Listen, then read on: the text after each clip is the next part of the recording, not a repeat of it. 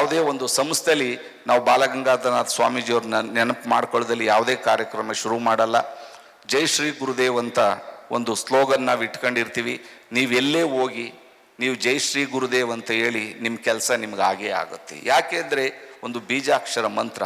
ಇವನು BGA student ಅಂತ ಯಾರು ಎರಡನೇ ಮಾತಾಡೋದೇ ಇಲ್ಲ.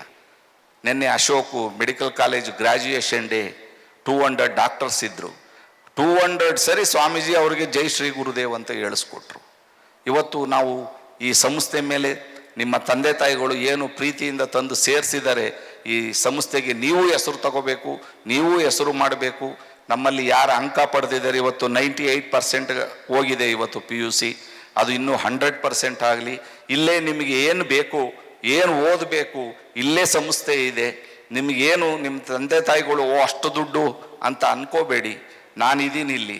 ನೀವು ಯಾವತ್ತೇ ತಂದೆ ತಾಯಿಗಳನ್ನ ಕರ್ಕೊಂಡು ಬಂದು ಧೈರ್ಯವಾಗಿ ನಾನು ಇಂಜಿನಿಯರಿಂಗ್ ಓದ್ತೀನಿ, ಮೆಡಿಕಲ್ ಓದ್ತೀನಿ ಅಂತ ನೀವು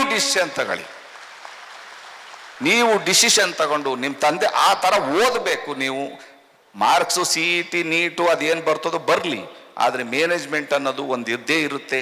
ನಿಮ್ಗೆ ಯಾವತ್ತು ಏನು ಮುಂದಕ್ಕೆ ಭವಿಷ್ಯ IAS ಓದಬೇಕಾ, IPS ಓದಬೇಕಾ, ಇಂಥದ್ದು ಓದಬೇಕು ಅಂತ ಬಂದು ನಮ್ಮನ್ನು ನೋಡಿ ನನ್ನ ಕೈಲಾದಷ್ಟು ಸಹಾಯ ಮಾಡ್ತೀನಿ.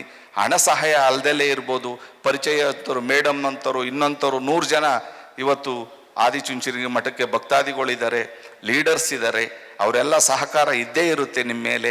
ನೀವು ಚೆನ್ನಾಗಿ ಓದಿ ನಿಮ್ಮ ತಂದೆ ತಾಯಿಗಳಿಗೆ ಹೆಸರು ತರಬೇಕು. ಇನ್ನೂ 2 ವರ್ಷ. ಸಂಪೂರ್ಣ ನ್ಯೂಸ್, ಇದು ನೊಂದವರ ಧ್ವನಿ.